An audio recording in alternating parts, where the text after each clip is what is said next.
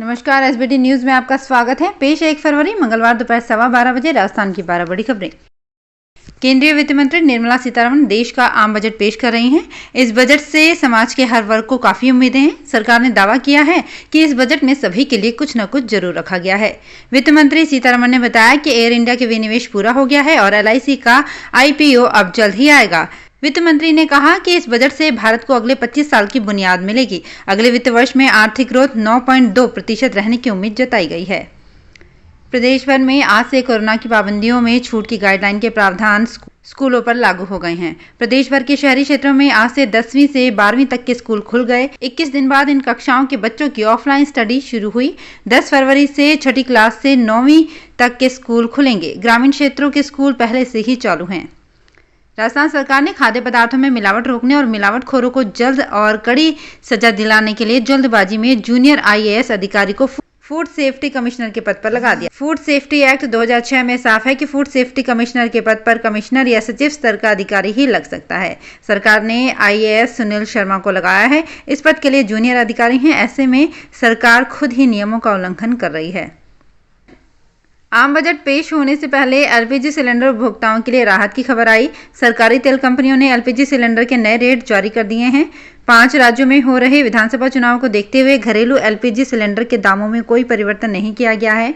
1 फरवरी से जयपुर में घरेलू गैस सिलेंडर 903.50 रुपये में ही मिलेगा। तेल कंपनियों ने व्यावसायिक प्रतिष्ठानों को राहत देते हुए 19 किलो के गैस सिलेंडर के दामों में 92 रुपये प्रति सिलेंडर की कमी की है।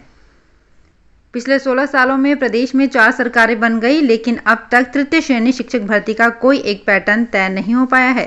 सरकार बदलने के साथ ही शिक्षक भर्ती का पैटर्न बदलता जाता है। इस बार राजस्थान शिक्षक पात्रता परीक्षा के पेपर लीक के बाद एक बार फिर शिक्षक भर्ती का पैटर्न बदलने की तैयारी है। अब शिक्षक भर्ती के पुराने पैटर्न पर ही शिक्षक भर्ती हो सकती है। सरकार रीट के बाद शिक्षक भर्ती के लिए एक और परीक्षा का आयोजन कर सकती है। रीट को केवल पात्रता परीक्षा ही रखा जा सकता है। अलवर जिले में फरवरी के पहले दिन मंगलवार को घना कोहरा छाया। सुबह 6 बजे के बाद कोहरा अधिक होता गया। इसके कारण 100 मीटर की दूरी पर भी साफ नहीं दिख रहा था। कई दिनों बाद मौसम अचानक पलटा है। एक दिन पहले ही दिन का तापमान 25 डिग्री सेल्सियस के आसपास पहुंच गया था। वहीं न्यूनतम तापमान भी 11 डिग्री पर आ गया था। लेकिन मंगलवार को मौसम अचानक बदला है। घना कोहरा छाया हुआ है। राजस्थान में 27 और 28 दिसंबर को आयोजित हुई ग्रामीण विकास अधिकारी प्री परीक्षा की आंसर की जारी हो गई है। राजस्थान कर्मचारी चयन बोर्ड की ओर से सोमवार देर रात 2 दिन हुए चारों पेपर की आंसर की जारी कर दी गई है। अभ्यर्थी विभाग की वेबसाइट पर जाकर इसे देख सकते हैं। इसके साथ ही अभ्यर्थी को अगर किसी सवाल या फिर जवाब में आपत्ति हो तो वो 100 रुपये शुल्क देकर अपनी आपत्ति 4 फरवरी रात 12 बजे तक ऑनलाइन दर्ज करवा सकता है।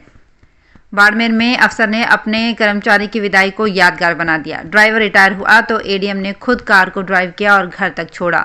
बोले, काम के प्रति समर्पित ऐसा ड्राइवर मैंने मेरी सर्विस में नहीं देखा। दरअसल मदन लाल लंबे समय से बाड़मेर कलेक्ट्रेट में ड्राइवर के पद पर कार्यरत हैं। बीते 5-6 सालों से ADM की गाड़ी चलाते थे। ADM OP बिश्नोई बीते 1.5 साल से बाड़मेर में कार्यरत हैं। इस दौरान ड्राइवर मदन लाल ने सेवाएं दी। मदन लाल सोमवार को रिटायर हो गए। राजस्थान लोक सेवा आयोग के लिए RAS मुख्य परीक्षा 2021 का आयोजन सबसे बड़ी चुनौती है। परीक्षा 25 और 26 फरवरी को कराई जानी है। कई अभ्यर्थी कोरोना संक्रमण और तैयारी के लिए ज्यादा वक्त देने का हवाला देते हुए परीक्षा तिथि आगे बढ़ाने की मांग कर रहे हैं। लिहाजा आयोग को काफी सोच समझकर कोई निर्णय लेना होगा। RAS मुख्य परीक्षा 2021 का आयोजन 25 और 26 फरवरी को होगा। इसमें प्रारंभिक परीक्षा में उत्तीर्ण 20,102 अभ्यर्थी शामिल होंगे। मेवाड़ के सुप्रसिद्ध कृष्णधाम श्री सांवलिया जी मंदिर में सोमवार को कृष्ण चतुर्दशी पर भंडार खोला गया। भंडार से निकले 3,76,10,000 रुपए की गिनती की गई। मंगलवार को ये गिनती शाम तक जारी रहेगी। इसके अलावा श्री सांवलिया जी के प्राकट्य स्थल भातसोड़ा में भंडार से भी 20 लाख रुपए से भी ज्यादा की राशि निकली। वहीं अमावस्या के दिन सुबह से ही सांवरा सेठ के दर्शन के लिए भारी भीड़ उमड़ पड़ी। अजमेर स्थित महर्षि दयानंद सरस्वती विश्वविद्यालय के प्रबंध मंडल बॉम की 99वीं बैठक 5 फरवरी को होगी। इसमें एकेडमिक काउंसिल सहित अन्य शैक्षिक नीति मुद्दों पर चर्चा होगी।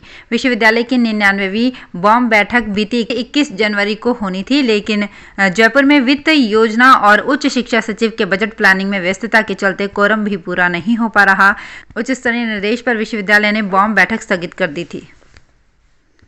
प्रदेश के अजमेर, जोधपुर, उदयपुर, बीकानेर, झुंझुनू, बारां, टोंक, सवाईमाधोपुर, धौलपुर, चूरू, जैसलमेर समेत 13 जिलों में लिंगानुपात गड़बड़ाने लगा है। प्रदेश स्तर पर वर्ष 2019-20 में 1000 लड़कों पर 948 लड़कियों का जन्म हुआ था, जो 2021-22 में 945 ही रह गया है।